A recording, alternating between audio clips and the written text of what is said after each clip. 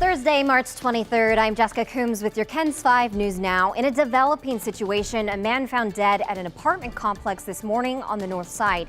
Police are still trying to figure out what happened. The call for the shooting came in just before 6 this morning, but witnesses told police they heard shots fired about 20 minutes before that. Officers found a man with a gunshot wound to the head in his stairwell at the complex on Sahara Drive and West Ramsey Road. We're still working to get updates. We'll bring you that information as we learn more. A man killed this morning when his motorcycle crashes into a semi-truck on I-35 in Schertz. It happened on the northbound side of the interstate near FM 3009 just before 2 or just after 2 this morning. Traffic was backed up for hours as cars were diverted to the access road at Schertz Parkway. That road has since reopened, but you shouldn't experience any delay now. It did cause quite a bit of a problem for drivers this morning. TikTok's CEO will testify today before a House committee as the app faces being banned in the U.S. Federal and several state governments have banned the use of TikTok on their phones over concerns its parent company, Chinese-based ByteDance, could be forced to give user data to the Chinese government. At the Capitol yesterday, TikTok influencers held a news conference in support of the app. A bill is now on the table at the Texas House to legalize sports betting. House Bill 1942, introduced by Republican Jeff Leach, would decriminalize betting on certain sporting events and tax those winnings.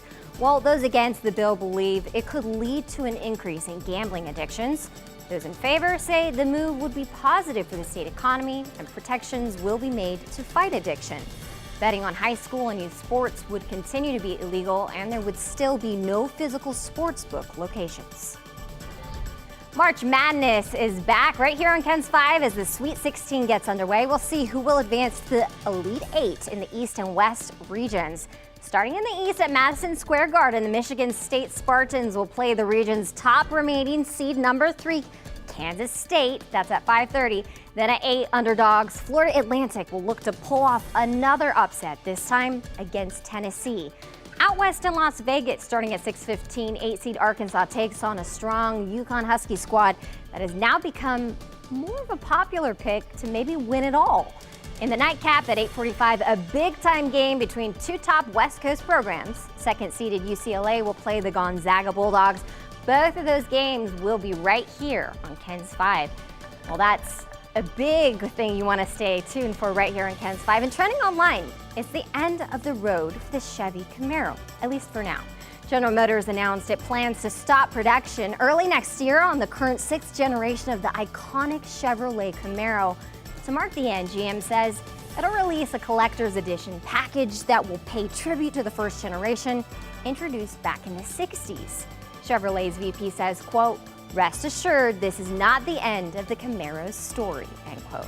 Well, driving in this morning for a look at our weather, Mr. Paul Morales, how's it looking for us? All right, we got clouds out there this morning. It's really mild. Temperatures way above average for this time of the year. We're in the 70s this morning, maybe even have a little patchy drizzle this morning. And then later this afternoon, some sunshine, mostly cloudy, highs in the 80s. And then this evening, temperatures back into the 70s. A chance for a shower or thunderstorm tomorrow morning.